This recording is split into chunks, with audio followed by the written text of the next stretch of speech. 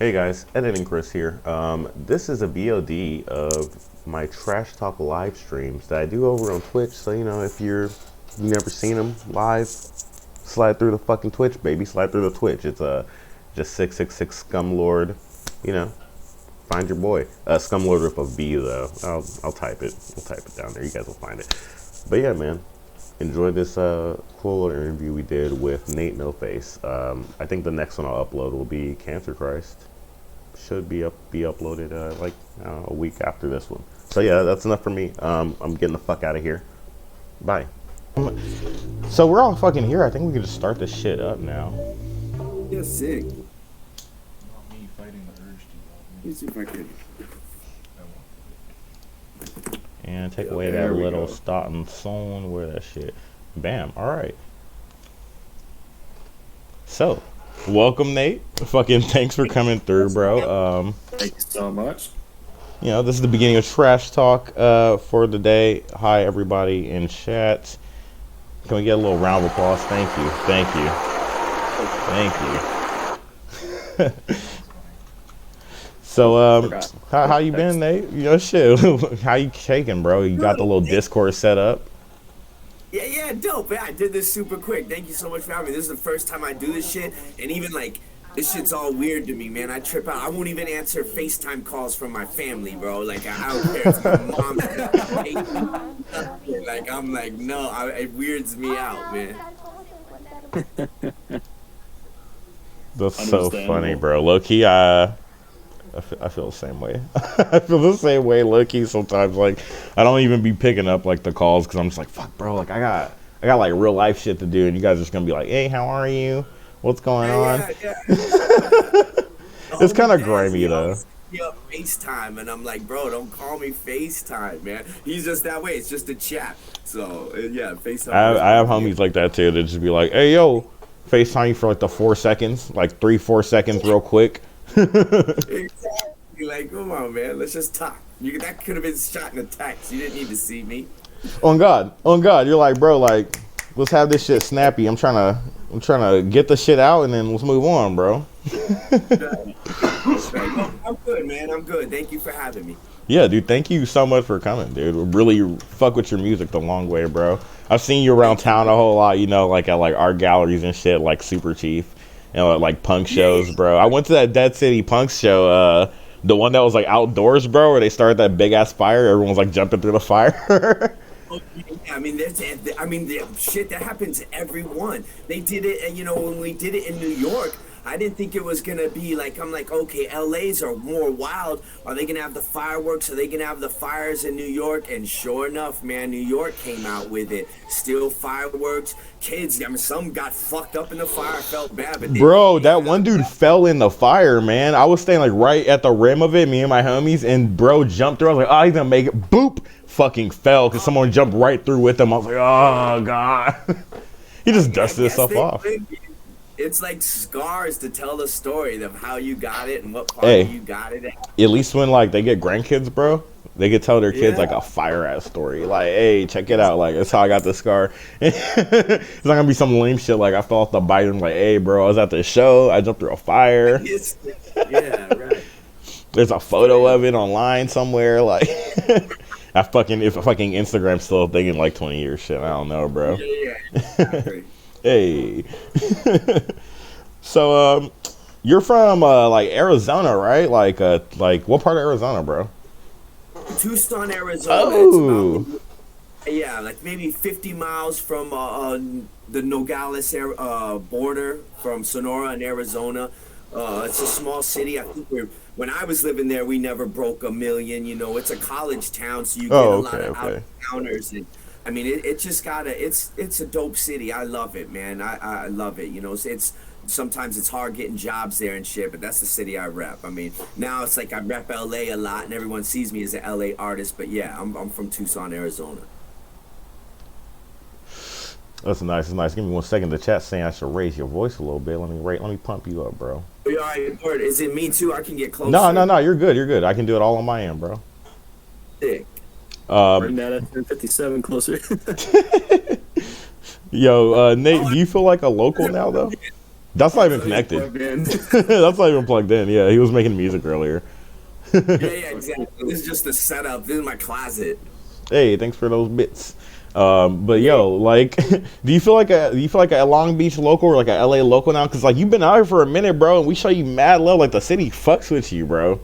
Yo, that's what it is, man. And I just always want to be fair. But yeah, I feel like a fucking, straight LA just because Hell of yeah. the love. And I feel like, for real though, I mean, Tucson, that's my city and that's what made me. But, my shit took off here in LA. It's the LA people who helped my music the most. From the artists of LA to just people who dug my music, you know what I mean? So the LA made, my shit like pop and launch me to the world. So yeah, man. And then, I made my bones here in Long Beach. Like, I've suffered here when I was fucked up, and I worked a job at Gulfstream, Long Beach Airport for 10 years building airplanes. So it's like, dude, that's sick. Anything you do in the city, from crime to legit, it's like I did it here, so I feel like I'm a Long Beach. I love Long Beach a lot. This is, even if I got bred, maybe I'd move to a different part of it, but I like it living here. I really love Long Beach, man. It feels like, even when I moved here, a cat told me, who was from Tucson, he's like, bro, Long Beach feels like Tucson, but with a beach, with water. Because it's just more like this, we're kind of away from the LA scene. We're a own little city. Like, I learned that homies from Long Beach will be like, I'm not from LA, I'm from Long Beach. We're a city of our own. And I feel that vibe here. I dig it. That's nice. That's nice. You found like a little slice out here in the city, away from the fucking city, where you could just like be cool, have like your own little vibe going. Exactly, because I'm a weirdo, man. So plus I'm a real I'm shy, so it makes it easy for me to be like, nah, I can't come to your party, man. Long Beach is far. Like, I can get out of a lot of shit living in Long Beach. Like, nah, I can't come to Hollywood, man. That's fucking. I mean, that's facts though. Hollywood's mad weird, Beach. bro. Like, it gets super strange out there. Like, super quick. I don't drive, so I ride the trains, man. So sometimes, the trains, and right now the trains are active as fuck. It's popping on the too active, bro. Shit, I was on the red line like last week, bro. I was like, damn, bro, I might have to fight somebody today. Like, it's wild. It's just like, it's like a fucking nightclub. Fools tweaking, smoking, someone playing the music loud. Oh God, bro. In there. I mean, it's just, someone told me they're like, if the trains right now reminded them of the trains in New York in the 80s or 90s, like LA's trains right now. It's just wild. Like, violence active. It's just cracking. It's like, fuck. And I rode the blue line for so many years, and recently I rode blue to red, and the red was violent. Yeah, bro. The blue line used to be the one you didn't want to fuck with, bro. Right. But the red one's active now, bro. Like, we went to New York like late last year, like, and bro, like, it reminded me of being in the New York subway for real. I was like, oh shit, like, it's a little different down here lately, man. I don't see the instance man nowhere. Like, straight up. We just shot a music video on the train, and even then they were all bugging. It was wild. What was the video for? What video did you guys shoot, dude? It's coming out March 16th. It's for my song On My Side, which is the last release for my album that I got dropping 4/29. So it's really dope. Like I'm a cat with got a rabbit on the train, and like anybody the rabbit sees and don't like, I go kill. And that's tight, dude. I'm hyped for that. I don't know how I'm gonna post it on Instagram. Bobby Astro and Down to Mars, man, they pulled this shit off. I'm like, whoa. I'm really excited about it. I hope people dig it. That's gonna be fucking cool. I'm looking forward to that shit for sure. Funny, man, it's great. Anybody the rabbit looks at and like gives a certain stare, it's like on. I kill them. It's crazy. Yo, while we're on this, bro, please shout out all your socials for everybody in the stream, everyone watching it as a VOD and shit, man. Word. I mean, it's N8NOFACE, N8NOFACE, N8NOFACE on Instagram, and N8NOFACE Music on TikTok. Fuck yeah, dude. Fuck yeah. Hugh, please put Nate's socials in the chat also, please. Yeah. Let me do that. Thank you. So like, what you listening to lately, bro? What's your ear fucking with lately, like music wise, you know? Shit, I'm listening to everything. Like still, I really listen to a lot of old shit. I still, anytime there's a new artist, I get on it. Sometimes I'm sleep on new artists, like just because I'm so in a zone. Like I'll go from like really, if I'm digging folk music at the time, I dig so deep into like 1970s folk, and then I'm like, okay, I'm done with that now. I want to listen to some minimal wave, or all right, right now I want to listen to New York drill, or all right now I want to listen punk. I listen to everything, and any time I do listen to it, I go real deep into it for like about a month until I play it out. So it's like whenever you ask me at the moment, it's like if I'm only in that at the moment, that's all I'm listening to. And for some reason right now I'm listening to like I'm digging really like oi music, or like pub music, I'm learning is what they call it. Like I like these sad songs, but like almost they go with soccer football clubs, like London football clubs. Like the like hooligan music and shit. Yeah, exactly. I'm the melodies and the shit from it. There's this band Chisel. They do a hardcore or oi punk, and they're killing it right now. And they're coming to Long Beach here soon, and Section 8's opening for them. They got this one song called "Will I Ever See You Again." I suggest check it out. Chisel, check that shit out. "Will I Ever See You Again." Shit is like sad as fuck. The album's like heavy as fuck, and then they have this one song that's just harmonica and acoustic guitar, and I'm loving it, man. I'm fucking with that. I literally listen to that song like 10 times a day. Dude, that's tight as fuck, dude. Yeah, I listen to everything though. I'm feeling everyone right now. Like I just, if something pops up on the radar, I'm just, I think music's in a dope spot right now. Oh, absolutely. I think we're in like a little bit of a renaissance low key right now, dude. Like, yeah, I agree, man. I think all this genre bending, and when I was coming up, it was so this is over here, that's over there, and that shit's so far gone that now we're just in a new stage of just I really like it, man, and people are really caring about music. I think again, heavy. Yeah. Maybe it was COVID, but I really think people are giving a shit, and even younger kids, like it's not. They want to feel something, man. It ain't just like just get me turned at the party shit. Like I also want to hear some shit, so I dig that. Yeah, absolutely. Like I super feel what you're talking about. Like I think that I think it's almost like a return to form. Like people are making music for the art of making shit more than like the fucking sellability of it, you know what I mean?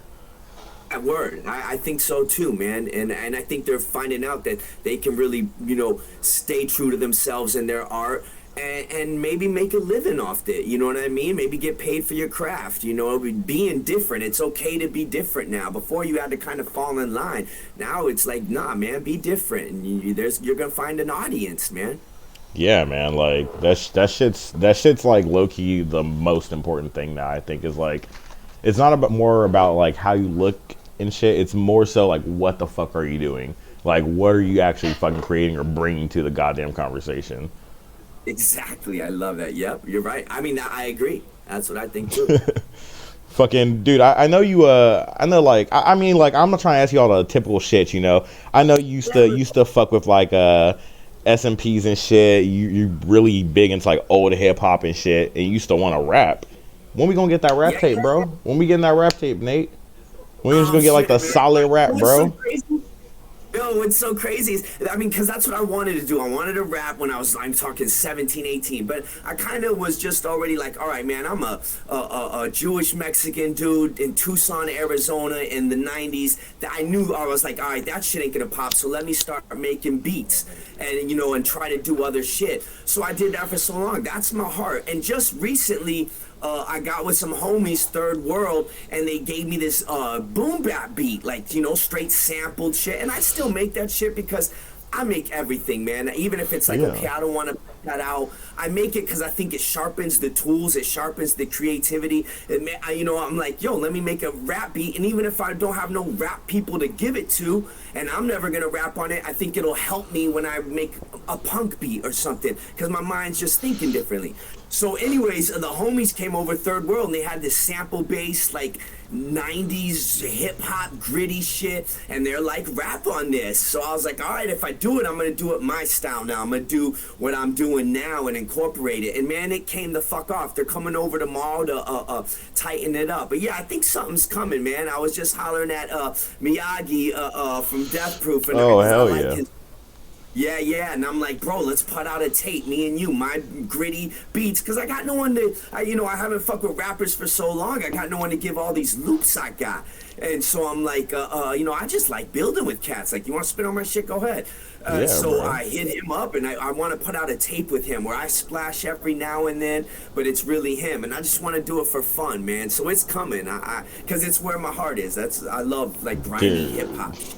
That shit's gonna be hard, bro. I'm looking forward to that shit. That shit gonna be hard. Hey, shoot me some loops, bro. Shoot me some motherfucking beats after this, bro. Okay. All right, I got you. If you're into that shit, Yeah, bro. I make like metal rap shit, bro. Like hood metal, basically. This shit. Yeah, let me fuck with some of them, bro. Let's get on some crazy shit, because that's what I'm thinking right now. Bro. Like, yo, we're screaming on the trap shit now. Yeah. But I'm like, what if we found this perfect, like, sample bass dark beat that sounded like, DJ Premier, but then it's darker, and we try this screaming shit on that, where it's no 808s, it's nothing. It's like New York grimy, but we scream on it. I think we could do some crazy shit. Yeah, bro. I'm fucking with that, bro. You should look up Tankhead, bro. I think that nigga's in jail right now for murder, but look him up. Tankhead 666. That nigga's crazy. Okay, all right. Violent. Thank you. Violent. All right, yeah. I remember. Yeah, I'll message it to you for sure. Okay, yeah. No. We got a lot of Arizona people right here in the chat. Thank you for the sub, Robbie Schro. Thank you so much. Thanks. But Arizona repping in here, bro. We got a lot of love. Yeah, Tucson, Arizona. I lived in Tucson my whole life until about 20. Then I moved to LA. Was there for a year, dipped back because we had some issues with my family. And then, I've lived in Tucson, Phoenix. All my people are from Nogales or Agua Prieta. And, yeah. Shout out Arizona. Fucking fuck yeah, bro. Never forget where you came from, folks. Never forget where the fuck you came from at all, dude. No, I'll never shit on my city. I get DMs from youngsters like, yo, I hate it here. And I understand. I never get mad at them, but my way, even when I was young and there was no jobs, there's nothing. I was never like, I wasn't gonna drug dealers. I love music too much, and those were only two options where I'm from. But I never shitted on my city. I never will, because I'm like, yo, it made me. Even if it was dirt lots for everywhere and people laughing at people like me, and because I'm a little weird and different, it's like I still love the fucking city, because I understand why they don't get it, you know what I mean? I don't judge them. They can judge me, but I ain't gonna judge them. Bro, that's exactly how I feel about LA. People are like, oh, this is a weird little like goth nigga over here in the hood, bro. Why your nails painted, bro? What's good? You like Satan, nigga? But it's like, I get you, bro. I get where y'all coming from, but whatever, bro. Like, it don't really affect me like that. We gotta be us, man. It took me a long time to finally be me, and maybe that's why I was always wilding on drugs. But I'm like, I'm in a happy place now. Like, fuck it, be you always. Dude, that's fucking good, bro. Like your like life story is low key like a fucking phoenix or some shit, bro. Like real shit, bro. Like that shit's mad inspirational, bro. A phoenix from Phoenix, for real. Good shit. Phoenix from Arizona. He's the Phoenix from Arizona. Yeah. I gotta thank you. I'm gonna fuck with that. Yeah, take that. That's free, bro. Take that shit. It's all you. Hell yeah, dude. That's dope. Dude, how'd you get linked? Man. That's what my lady always tells me, is I'm a true, there's people who've had it way worse than me, but, a struggle's a struggle, and I'm like a third chance motherfucker, man. So because my band Crime Kills, we were kind of lighting it up. Mm-hmm. We were coming back and forth to LA a lot and landed some songs in Workaholics, where a lot of eyes were on us. And, we just, we are fucked up. So I blew a lot of opportunities, and in music, it's hard when you get some opportunity and then lose them and then get them back again. That's just crazy. Yeah, bro. You ain't on a big level, when you got that power, you can kind of fuck up and get yourself back in the underground. I'm really grateful, man. Dude, that's like that's what I'm talking about, bro. Like dead ass, bro. Like you're right here on the three-peat, man, and it's like third time's the fucking charm. Like it's the fucking charm, bro. Thank you. Yeah, man, it was fucked up. Like, we'd be blowing, I'd be partying, we'd get a chance to open for some huge artists, and at the last minute, we'd be like, nah, we ain't gonna do it, because we're all coked out of our mind, and it's like, nah, man, you start to wonder, ain't no one gonna fuck with you again, you keep doing that shit. Yeah, but I mean, shit, bro, shit. Motherfuckers even it out, and like Sexy Clown Daddy in the chat saying, when you got talent, bro, that shit always comes back around. Like a little boomerang. Thank you so much. And motherfucking was it N809, bro? You touring with him right now? Oh, Yeah, horror, bro. Horror. Yeah, those are my boys, man. I've been fucking with them even before they were a band. Like, we met on fucking MySpace just because we were digging each other's out. Yeah. Edie hit me up because of Crime Kills. Like, yo, this is fresh. And we're like, oh, shit, this motherfucker got style. He's different. He's from New Jersey. So we just stayed in touch. And then they popped up in L.A. And they're like, yo, we're a band. We're doing shit right now. Those been my boys, man. And, yeah, so we got this tour that starts April 15th. They're touring their album Skin, which is fucking insane. Yes. And, yeah, we're going to do, the 2 singles they've dropped right now are Bugs. So, yeah, we're about to tour with them 4/15 to, like, May, somewhere in May. It's gonna be a good one. This will be my first time on a bus and shit. Hell yeah, dude. Big Nate doing it fucking big, baby. But the tour with City Morgue, my lady. I was about to ask about that. Yeah, that was, I love those guys. They gave me a shot. But that one, they drove in their Sprinters, and we had to rent a car and just follow them around the country. Like, we'd go do a show, they'd go their way, I'd go my way, we meet back at the show. And, I don't got a driver's license, so my lady was driving a lot. I drove one time in Kansas, and the fucking got pulled over. I think I got a warrant in Kansas right now, man, because I ain't fucking went to go. Hey, Kansas free Nate, bro. Leave that boy alone. He ain't do nothing. What up? I said, Kansas, leave that boy alone, bro. Free Nate, all right? Abolish that warrant shit. Absolve that shit, bro. Yeah, but that one, so we drove a lot. So this horror tour, we're on, a 12 bunk bus, and we don't have to drive. So that's a blessing, man, because that driving kicks your ass. There was times we were driving and, getting to the city, driving right up to the goddamn stage to play after a 10-hour drive. Shit. Like, at least the bus, you get to sleep. I don't care. You just wait. They said it's like time traveling. You go to sleep, you wake up in the city, you're going to play. So I'm stoked for that. Dude, that's gonna be fucking gas, bro. Fucking get lit on the bus, just conk out right there on the bus. Wake up, you're in a new city, you're chilling. Leave the stage onto the bus. It's just wild for me because I'm like, well, we gotta be pulling over to some hotels sometimes because we're gonna be 5 or I think we're 8 people, so that's 8 people on a bus for 35 days, no shower. It's gonna be funky. Oof, that's gonna be rough, bro. It's gonna be rough. Yeah, so they said some days you pull over and you got 2 days in a city. And this will be my first tour like this. I'm still learning the ropes and shit. I mean, it's just gonna be exciting regardless, man. Yeah, they give a wild show. If anybody's seen horror, check them out. It's definitely check out horror. All the R's are replaced with 9s. They're tight. I gotta show you some of that shit sometime, Chris. Who? Yeah, it's fucking wild. It's fucking. You talking about horror, bro? I know horror, bro. Yeah. I thought you said I'll have to check that out. No, bro. No. If it's like LA shit, I probably know them. Yeah, they've been doing it for quite some time. For a minute, bro. Off they stopped a little bit before COVID, and so for the whole time of COVID, which feels like it's been about 2.5 years now, they haven't done nothing. No shows, no put out no music, no nothing. And then they started to drop these little TV shows called Cult Cable. They're on YouTube right now. I've seen that. Yeah, and then that's what kind of started easing them back, and then they came out with this album. Yeah, dude, those dudes never stop. I'm fucking stoked to see what the fuck they do next, man. Like, yeah, and then they keep going. They drop us. The last show was in Texas. They leave us in Texas, and they take the bus and go get on tour with Cypress Hill and Slipknot. So they're gonna be on that bus for like 60 days. They're doing 2 tours back to back. The one with me and then one with Slipknot. So they're fucking about to go hard. Shit, bro, that shit's gonna be fucking fire, bro. Them and Slipknot, nutty, bro. That's a nutty ass lineup. That is nutty, man. How'd you get linked up with Death Proof, actually? Because you were talking about Death Proof earlier. I saw those garage tapes. How'd you link up with them, bro? You know what, man?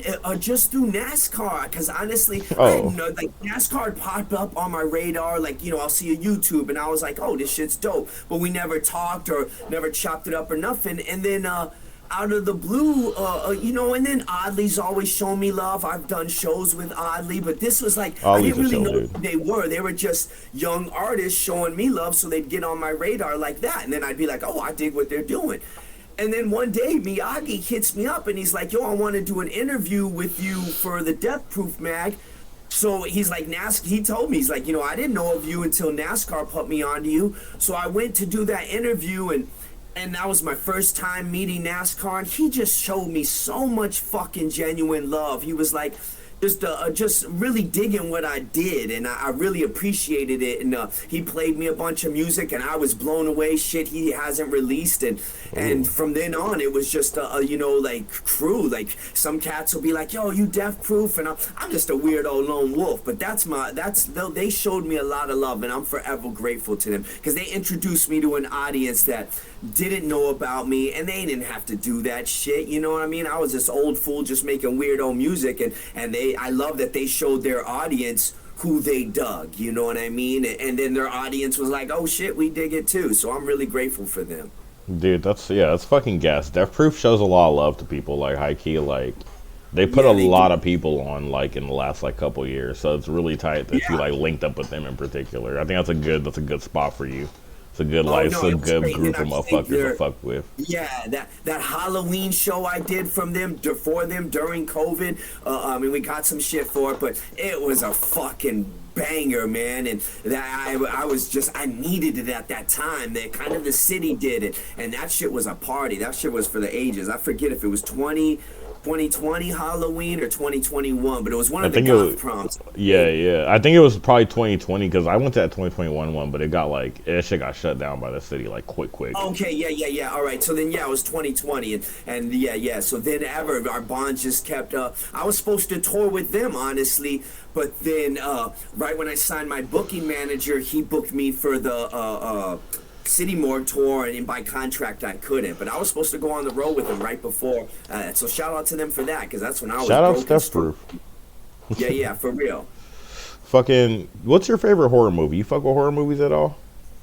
You know I do, man. I mean, I'm a throwback. I fuck with Okay. The Shining. Ooh, that's a good one, bro. My partner, that's their favorite shit. We have a shining bathroom, bro. I dig the ones that are like maybe not so monster, but like feels like, oh shit, this shit could happen, and this motherfucker is, or if it's just a creepy dude, and you're like, oh. But I mean, not big, man. I'm more of a sci-fi guy, like cyber shit and like futuristic shit. Okay. But so I know I have some favorite horrors. The Others, I dig that, like with Nicole Kidman. The It was Others like is a fantastic. where they're- Yeah, they're dead. I like those ones that are kind of mystery, not like hardcore monster shit. I got nothing against them, but it just ain't my frequency. I don't vibe. I mean, yeah, you know what I mean? I can appreciate them, but Okay.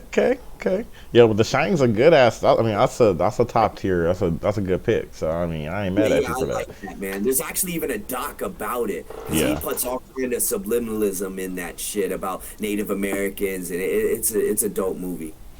Dude, do you when you go to like shows and shit, do you still get in the pits? No, I mean, no.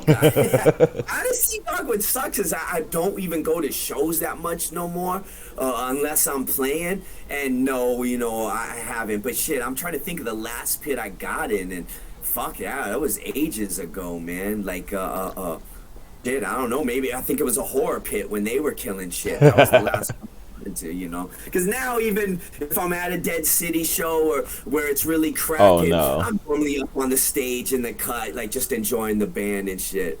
Yeah, no, I'm not getting in a Dead City Punks pit, bro. Them niggas is crazy. Yeah, you know what I mean? I get my and I just got a feeling some people will be like, I'm gonna get that. Oh God, no, yeah. When you have a certain level of notoriety, you can't be just getting in the pit casual anymore. Like that's out. And then good for them. They should want to take my head off. You know, that's all in fun. But nah, I ain't doing that shit.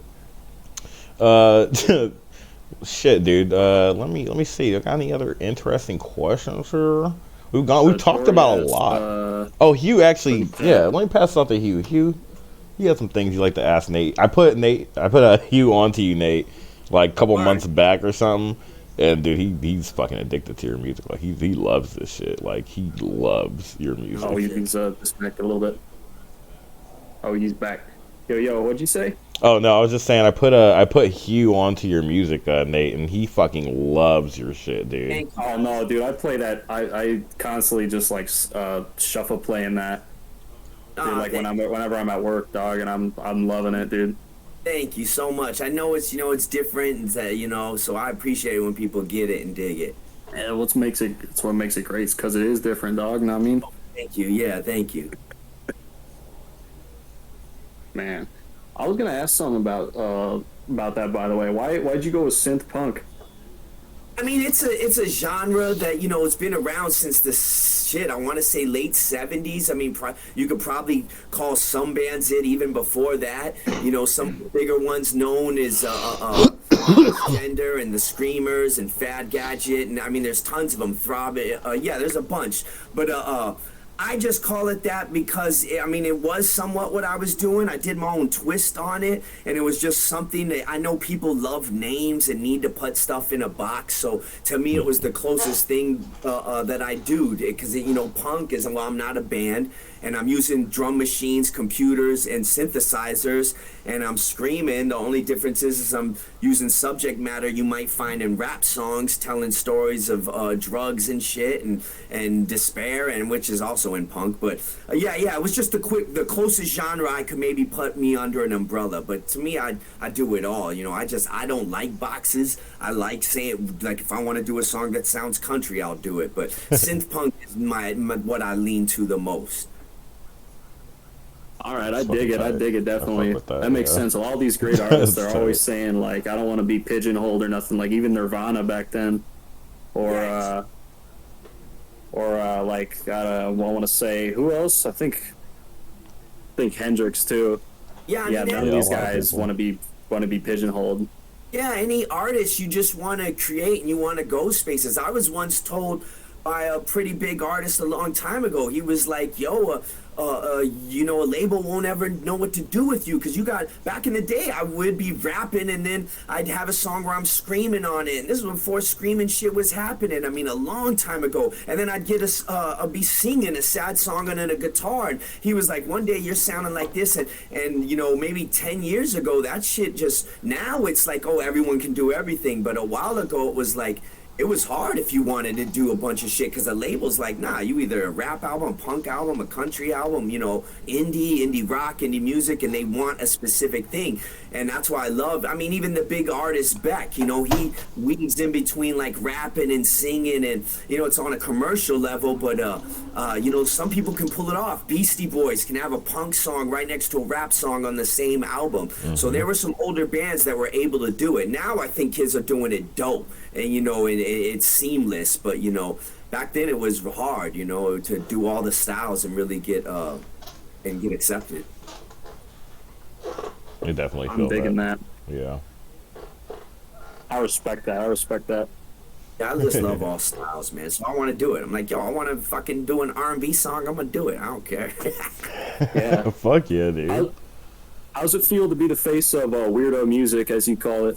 Yeah. I mean, I love it. I'm grateful because, and the reason now, I know now in the streets, weirdo is a crazy term for street dudes. I'ma always say it, and there's actually a blog called Weirdo Music Forever, and they started showing me love. And when they started showing me love a couple years ago, I got so happy because I didn't know that someone already had a blog running or something towards it. But I love it. I love it. I got my first project, the Dolo tape, to me coins the weirdo shit, because I'm just doing weird shit, man, and.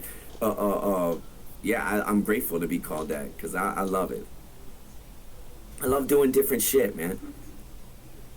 I respect that. Speaking of music, I was gonna ask about the Game Boy stuff that you used to do, man. Yeah. What was the?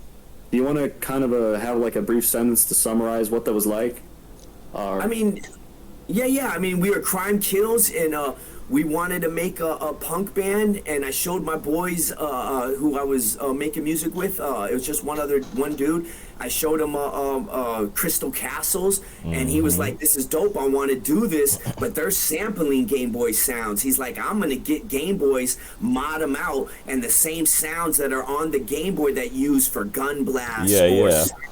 You know, it's called chiptune. Yeah, music. I know about chiptunes, bro. I used to be fucking deep into chiptunes. I used to I actually meant to tell you about this, bro. You ever fucked with 8-Bit Peoples? It's like a website for chiptune artists. No, bro. no. Look that shit up after this, bro. 8bitpeoples.org, I believe it is, and it's just like completely free albums, and they're like a collective, and it's like a constantly evolving collective of like dudes. People just make chiptunes all over the world, bro. There's a dude in there called Knife City, hard as shit, bro. Like, I like that name. He like, bro, he's dope, bro. Like his shit sounds like some shit you could hear like in a golf club, low key, but it's just chiptunes. Yeah, no, that's what we wanted to do, and so it's Crime Kills, and we were like, let's just make punk music with Game Boys, and then when we were on stage, he'd have a synth playing the bass, so it gave it a little bass heavy shit. But we did that for a couple years, and yeah, that shit was dope. That shit was fun. We got some songs landed in Workaholics, and yeah, it was dope. You brought a Game Boy on stage, you know people would flip out over They that. would lose their shit, bro. Yeah. You should get like 8 of them and then tape them together. Yeah, my boy, and then he would like solo and just make it be glitching out, and yeah, there's some footage of some dope shows of us really tearing it up on YouTube. It was dope. It was fun, you know. That's tight as fuck. Give me a moment, you guys. We're actually gonna run our ads real fast. It'll take like a minute. Give everybody a chance to stretch their legs, use the bathroom or whatever. Word. So we'll be right back. Yeah, for sure. I'm gonna go get me a little cup of water and use the bathroom, and Hugh is gonna just sit in the trash pit. We'll be right back after these wholesome Twitch ads. PCP, be right back. All right, yeah, for sure. Get that, bro. So that's why you run the ads to not actually, afford I'm not actually Twitch. Don't ban me. They can't hear you, bro. It's an ad now.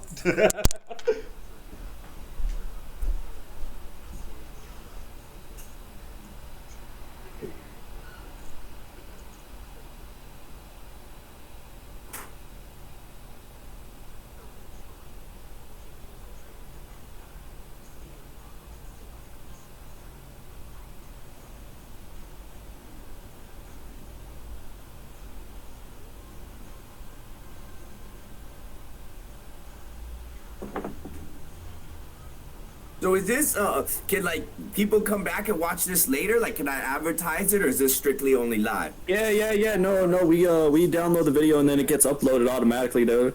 Okay, so let me know if once there's a link or even an image for the specific show or anything. Yeah. I'd like to blast it. Yeah, it'll be right after this cuts out, dog. Okay, cool, dope. Yeah, right after we're done with the show, dude, we'll have a link. So he'll be sure to send that to you. Dope.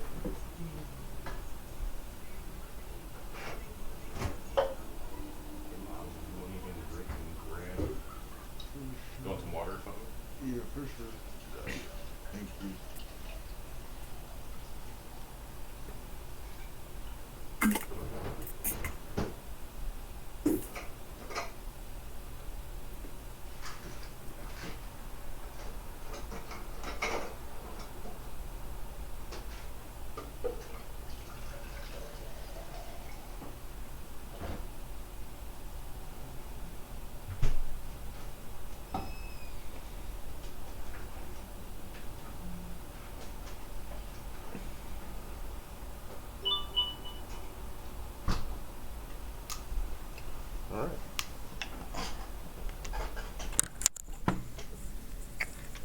All right.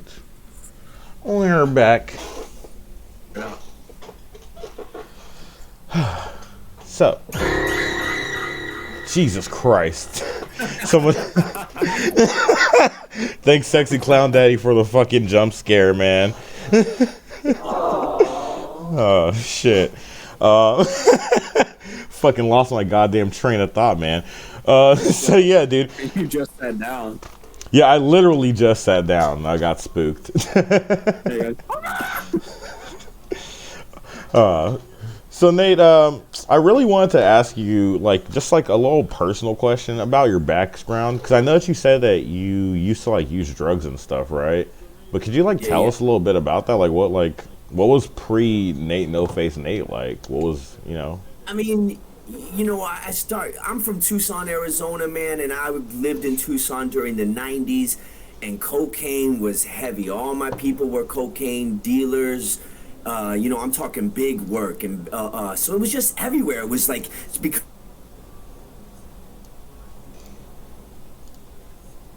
started out like just doing bumps and, you know, doing lines with the boys and partying, and that's all good and dandy. And, you know, some homies, you know, they can do that shit and turn it off and go home.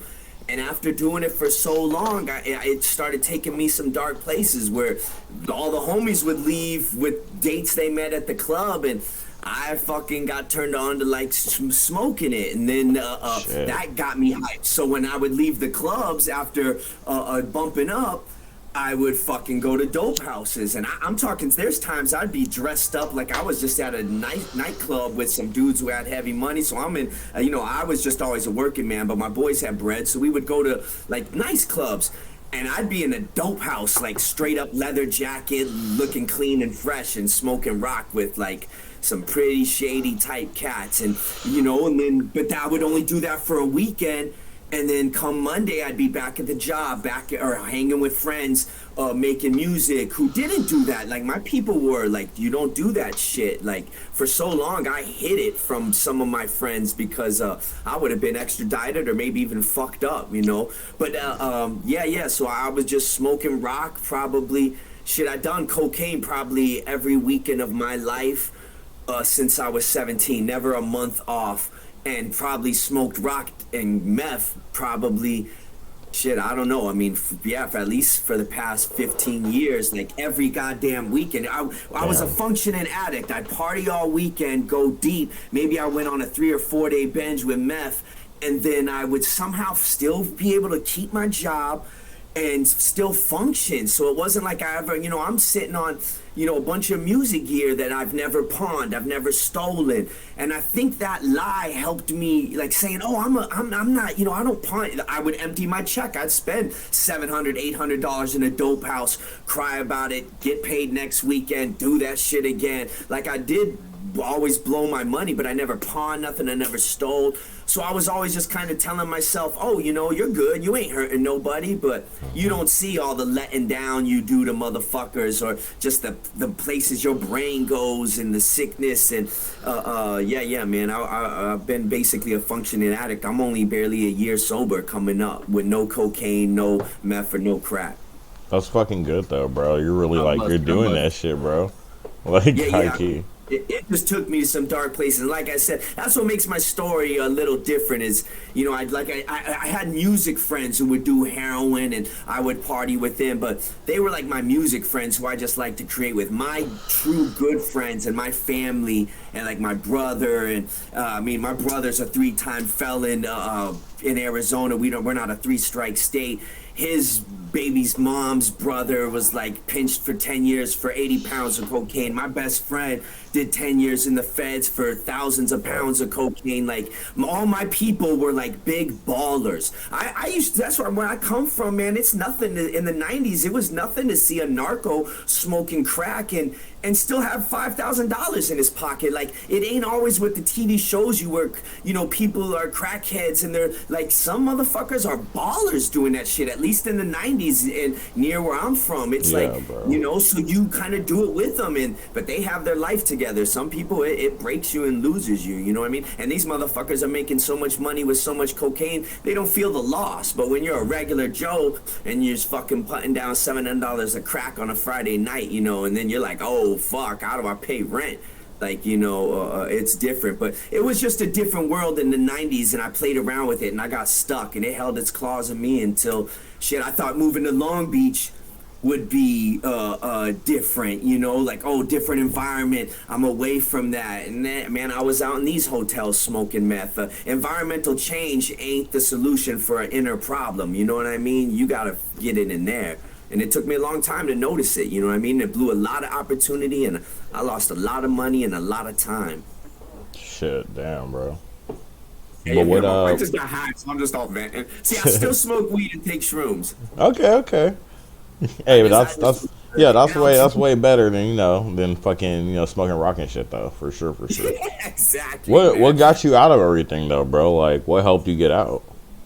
It What was helped you quit? just honestly, man. It was. My boys joke because I'm like my last relapse was a year ago, and my boys are like, relapse, motherfucker, you ain't never stopped. And like I said, my people are like, I would get told, yo, your weakness is fucking disgusting. You're wet. You know what I mean? My people do not no 12-step programs type. They're tough love. Like, fuck you, you junkie. Like, you better fix your shit. Yeah. So it was just a lot of that. My boy who went away, he was my best friend, went away for 10 years in the feds. That whole time he was gone, I was really fucked up. And him coming out, he was someone that I never really liked. It's weird to say because I got a daughter, but him being out kind of, because he was a real baller, clean type motherfucker. Like, nah, you don't, that's a bad look, homie, you don't. So it's like him being out, and then my girl, Val, that I got before, if I was in dating, it's just my circle. I started getting tired of the people I was letting down, like letting my girl Val down. That was starting to break my heart. Whereas before I didn't give a fuck, and it's sad to say because I was still letting down family. But I think just letting people down constantly finally was like, man, I ain't doing this shit no more. Because I blew a lot of money and that didn't stop me, man. And it was just finally the letting people down. And now I notice that I get more blessings with that shit out in my life. That's good, man. Like that's fucking bless, deep, God bless. bro. Yeah. For And it's real. good. I It's would good to not see you get out there and fucking wanna keep be your like the sobriety, bro. old bullet. If kids, you got youngsters want to party, do your thing. I know tons of people who can maintain, but just careful and watch when it starts taking you a little deeper, and you're at places you would never normally be, smoking or, man, there'd be times I'll hand a motherfucker $100 for a $20 hit just because I wanted that shit so bad. Like, I didn't give a shit. So when you're doing shit like that, take a fucking break. Absolutely, that's when it's time to hop the fuck off that horse and just chill out. Yes. So yeah, I'm sorry, I'm high, so No, I that's go fine. off. But long. No, it's all right. Please do, dog. Yeah. You guys It's don't just- say it, dog. It was just breaking people's heart. It finally did something to me. It was like, oh man, I'm tired of letting these people down. Before I would come home after a 3-day binge and. They're when I came home one night from a binge and my girl, she started crying, and it wasn't because she was pissed at me. It was like, yo, this motherfucker's here, is home safe. Just, she didn't care at the moment. She got mad later, but at the moment it was like, yo, I'm just glad he's safe. And I never fucking really experienced that love, before. It was like my baby's mom or someone, you come home after 3 days, it's just like, fuck you, I'm gonna go fuck somebody, or I'm gonna go do something, fuck you, or hit you with a pan. But I saw genuine love, like, yo, I'm just glad you're safe, motherfucker. We'll talk about the other shit later. And so that just changes you. Like that shit's big, bro. That shit's big. That's fucking beautiful, bro. It's great, man. Fuck. I'm glad things are good thank now, you for though, sharing dog. all that with us too. I'll never go back, even if it gets hard or tough. It's like, nah, I'll never be there. I'm still jogging and exercising right fuck past yeah. dope spots I smoked at, and sometimes I'll even see some of the motherfuckers, and I'm just like, nah, never again, man. Like I said, it's really, a junkie was really far from the world I came from. I came from hanging out with ballers and everybody sells drugs. You don't do them. So it was a real distant. I was like something I never thought I would be. Yeah, dude. Like, shit. Like you've really had like a full fucking transformation, man. You making killer shit, dog. Yeah, Oh, dude. I just put the pain. And honestly, I thought that was gonna fuck my music up. I was like, yo, sometimes a pain after a 3-day binge, and because it's not who I was, that shit made some fucking beautiful music. And I was like, you take the pain away, what am I gonna do? This is my love. And I find out, man, if you're in tune and kind of in a good space, you can always tap into any emotion you want for the frequency of the song. Pain, happy, whatever. It can always be got. So losing drugs, at least I hope to the listener it didn't fuck up my music, but to me it didn't. I feel like I'm making better shit. So honestly. Yeah, your You know what I music's mean? only gotten better, absolutely. Oh, also the chat would like to know, Nate, when is your next show and what's your next song release that you're planning? My next song release is 416. It's with the music video. It's called On My Side. 316. I'm sorry. 316. 316. That's gonna be my next single. My next show is be 415 in LA at least. Kicks off the horror tour. Nice. So the kickoff of the horror tour, Nate is playing that out here in LA. Yes, 415. I forget where. I think the Echo, but ticket link in my bio on my Instagram. Yeah, at N8NOFACE. NOFACE. And that's gonna come with a video where I'm killing people. Hell yeah! Thank you, Robbie, for putting it in the chat. At the Echo, yes, sir. Thank you. Nate, you like fucking like music toys and shit, you know, like synths, just anything that can make some cool sounds. Have you seen that Kanye West stem player, bro? You know what's so crazy is I barely got put onto. And then I seen the homie Idris show it, and I was like, yo, what the fuck is this? Because he was doing shit, and I would hear an acapella, and I would hear this, and I would hear that. And so I'm still not understanding what the fuck it is. But yes, I barely got put onto this through Idris. And now you just reminded me. So I want to go look into really. He was like, yo, this is how Kanye released his album. But I don't know. Is it a benefit? Well, so like, here's the thing, bro, is like when you buy it, right? It's like, I think it's like $200 or something like that. But it's a full stem player, bro. So I was watching this dude on YouTube, man. You can upload your own music into that shit and then just play it as an instrument. Play each stem, loop it however the fuck you want. Any of that. It's wild, bro. Like, you can literally upload like the MP3 and it'll split it into stems for you. Sick. I gotta fuck yeah, with bro. that. Oh, dude, look it up, bro. It's pretty sick. I saw shit. I was like, yo, and they could probably fuck with this. No, I want to see what's up with that then. Yeah, no, I just love gadgets and, tweaking things to make sounds and shit. I mean, I think that's the dopest shit. Like even, I think a synth punk band, I forget who, but they were asked, how do you get that sound out of your guitar? It's so unique. And I love his answer. He said, well, just never tune it. And it's like, it don't matter, man. Just make some noise with that shit. I love that answer. Like, fuck Hell it, man. Yeah. I don't even know. Sometimes I grab these things and just bang them, record the sound, and then tweak it out, you know? Dude, fuck yeah. I'm all about like a DIY shit, bro. Like anything I can just like fucking do on my own fully is like the tightest shit. Yeah, exactly. I mean, I don't know how to read music. I don't know. I'm barely learning notes and shit. I don't play chords on my synth. So I'm all about making music a janky way. That's why I love punk and rap, because to me they're both similar stories. They're kids who didn't know how to play music. I mean, the Ramones were picking up instruments. They didn't know how to play them. They just picked them up and started rocking.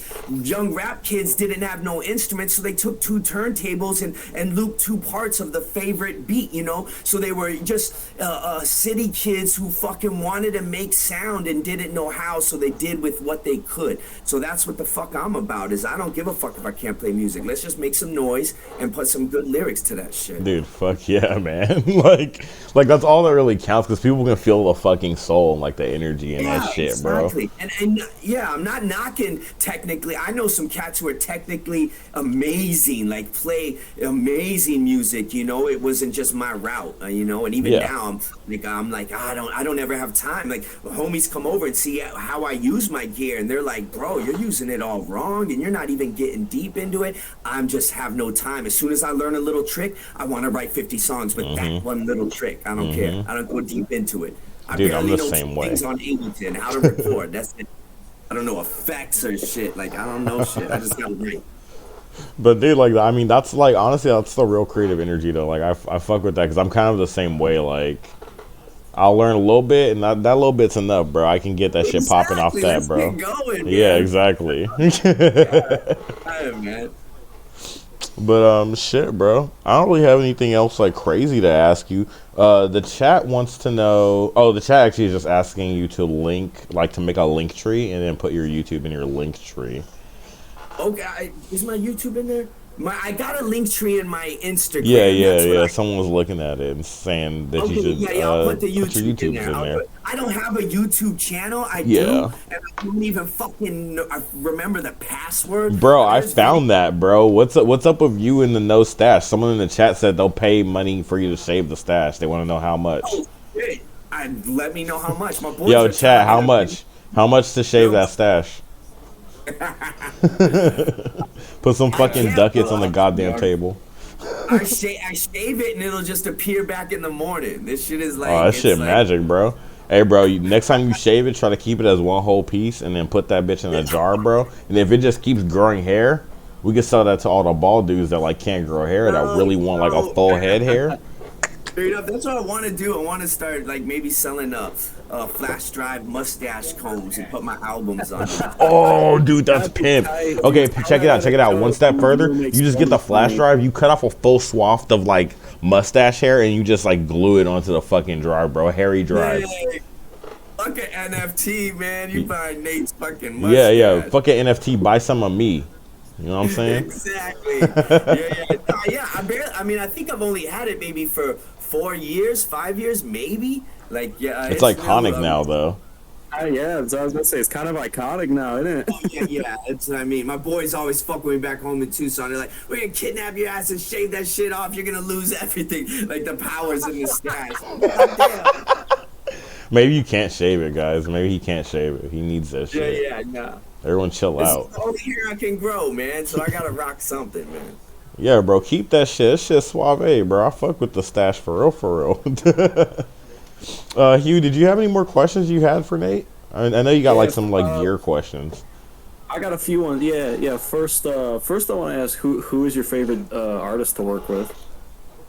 Do you have a favorite, or like which one? I guess if you don't want to single them out, I'd say like which one was fun, like the most fun, the most memorable, I guess. Shit, I mean, one of my favorite projects, they're all fun because I do different things with them. I mean, I got a track with Brian Spencer right now that I'm fucking loving. I got a track with Pink Puddle, I mean, a bunch of them. And those are producers. But one of my favorite projects is with me and the OGM of horror. And the project's called Whip, and it's like that's where I'm scream rapping to like 808 beats, cause I was like, yo, I gotta do that shit, cause I love fools who are doing it, and I'm just someone who wants to try everything and put me into it. So that was fun for me, at least, you know what I mean? That's one of my fun projects. But I love working with. If I'm fucking working with someone, I love doing it, or I wouldn't do it. You know, I love them all. Dude, fuck yeah, I fuck with that, bro. I actually, Pink Puddle sent me some beats too. He sent me some really tight beats, bro. I talk to that dude sometimes. Get on that shit. Yeah, he's cool, dude. He's chill. Wasn't Pink Puddle the dude you helped make Break? I think was it? Yeah, that's Pink Puddle. Yep. All right. Yeah, dude. That track, by the way, that's a great track. Thank you, man. Thank you. Yeah, that video was fun to do. NASCAR was in I that love video. that video. And that was fun. I was a Uber driver who was just picking up the worst fucking rides and shit. You just having like a fucking bad day. That shit was so funny. That's what Miyagi told me. He was like, bro, because that was my second video. The first one was with Idris, where I get kidnapped from my job, and so Miyagi's like, yo, every video you're getting fucked up. Like every video's bad for you. You're the victim. So this new one coming out, I'm not the victim. Finally. Yeah, you're done being the victim, bro. Yeah, exactly. Oh man. Well, fuck, dude. Well, what's going on, Hugh? Go ahead. Oh, I was gonna ask. So you got a dude playing bass on your albums.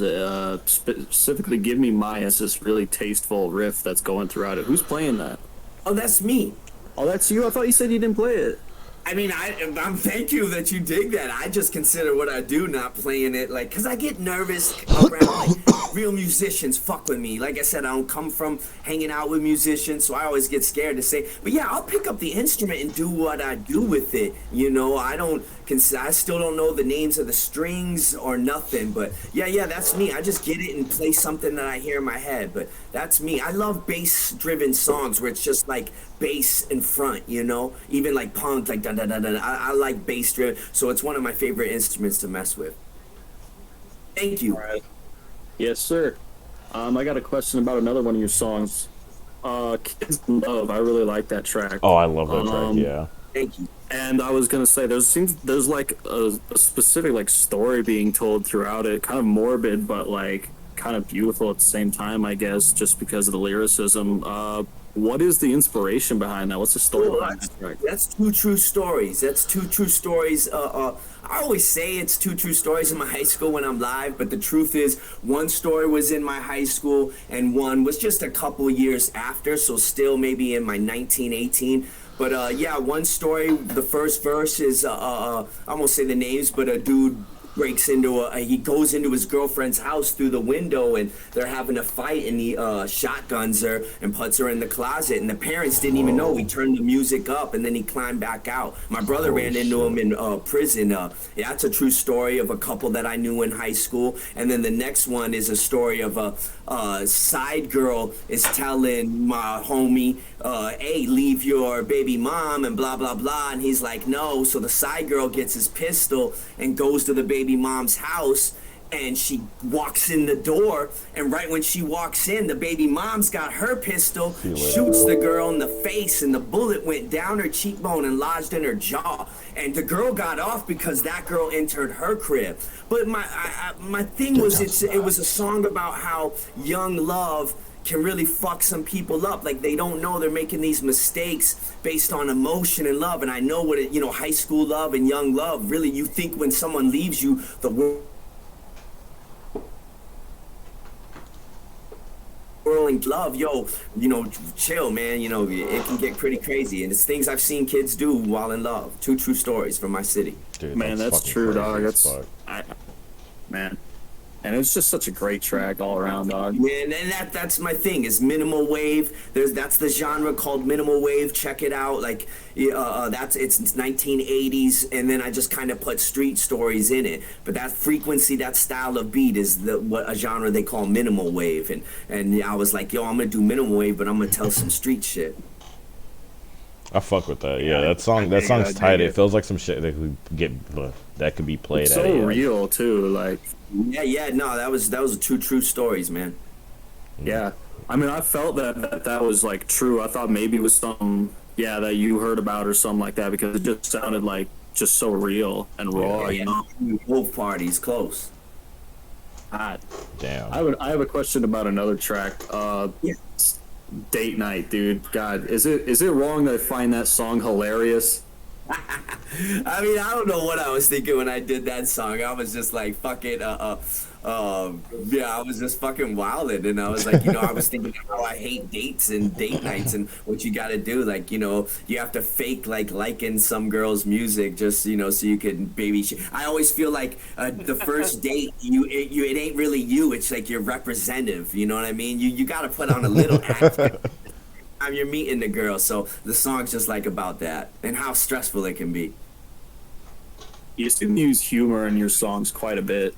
Yeah. Yeah. Oh, sorry. What were you gonna say? No. My bad.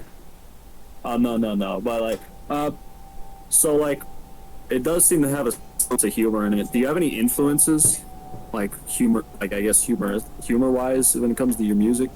I mean, I love the art of comedy. I dig comedians and what they do, because I just love wordplay and how the power of words make you laugh, make you cry, make you mad, whatever. But I think some of my artists, going back even into hip hop artists like Redman, or then even punk. I mean, punk, you find bands doing funny bits and skits, and I mean, I like just a range of shit, because humans are range. I've cried and been super depressed and sad, and then I'll laugh my ass off to the point of tears. So I think it's important to put all of that in music, angry, happy, whatever. You were talking about that earlier. I was just anticipating asking you about humor.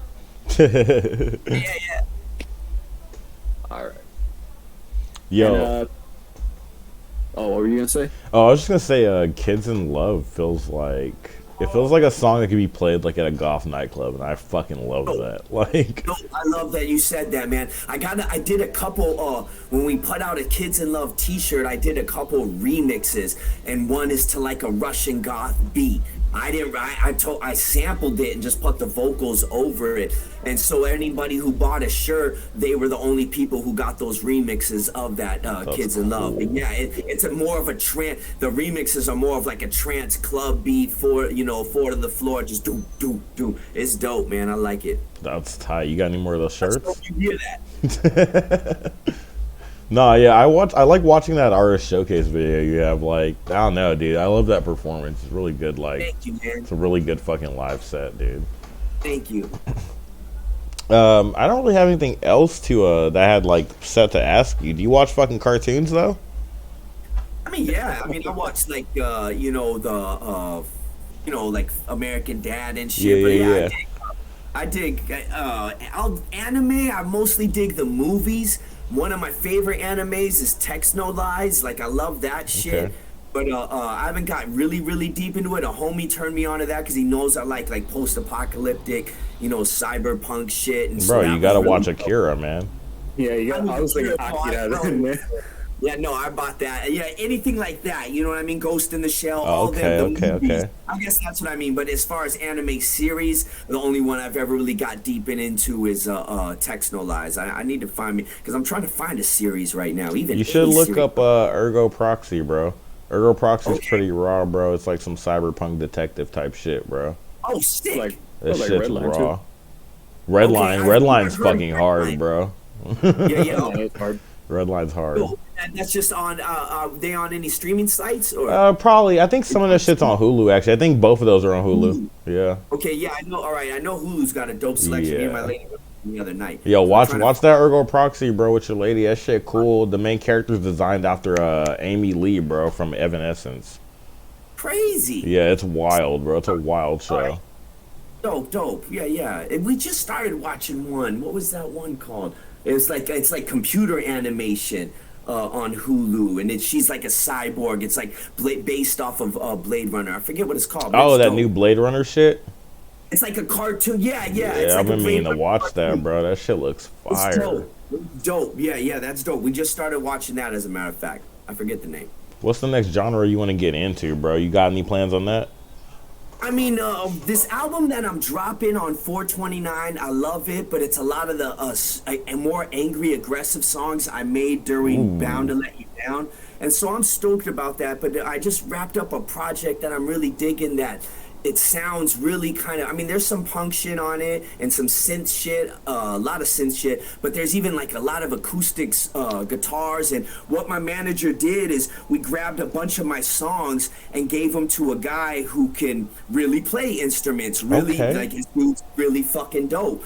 And so we are like, because I always feel like all my songs are just demos. So this guy takes my songs, and where I'm playing just a note, he makes it a chord. He starts playing real guitar over me playing my little toy rhythms or little demos, and we really turn them into some bigger songs. And so that's going to be something we're going to be dropping down later this year, and that's a project I'm really excited for because I mean I played it for some people, and a lot of people are like, bro, this could be in movies, and it's just real cinematic, or songs you see in like a score at the end credits of a movie. It's real indie. It's really indie, like some Okay. sad shit. And yeah, it's dope. I'm really proud of this project because I never knew what I would sound like to someone really playing a guitar, really, really playing synths, and it's dope. And it still kept the heart of me. It doesn't sound like, too out there, like something Nate wouldn't do. It's still got me in it. I feel that, bro. Like I feel like when you get some like real strings on a fucking track, it lets Yeah, you my start hitting the strings- track a little different. Yeah, by someone who can really play them. Like I said, I'm playing notes, man. When those notes are the same idea I played, but now they're structured into chords, and there's a bridge in there, and it's dope, man. It's fun. At least I'll always go back to my little 1 minute shit, but it was fun to do. So that's where I'm going next. I mean, you say like you don't call yourself like a real musician or whatever, but like that bass line on "Give Me My," it was like the way you were hitting. I don't know, the lower string as you were tapping or plucking on that melody up there was like, I was trying to figure that out. I was like, damn, this guy is really good. I wonder who's got playing this. Yeah, Hugh plays, so Hugh Nice. usually will try to like Play play the some drums. strings. I be faking it till I make it, man. I just Yeah. do what I do with it. Yeah. No, Hey, that was. Thank you, man. You ain't got to be flea or nothing, but damn, Exactly. I'm digging it. That's always my message to people. It's like I always say, you don't have to have a good voice to sing, just have a voice. You know what I mean? And you find that right melody that your voice can handle. I ain't out here trying to croon like Patti LaBelle. I just find the perfect little melody that I can carry, and you can write a good song with it. Yeah. Yeah, definitely. Oh, God. Well, Nate, fucking thank you so much for coming into the Scum Zone. We don't want to eat up any more of your time. We know you're about to get ready to go on another tour and shit, aren't you? You about to go play some more shows, yeah, with horror. So in March I go play a hardcore festival opening for and yeah, it's a bunch of bands. Zulu's playing it, a bunch of, it's a big one. That'll be in March in Texas, and then right after that I go on tour in April.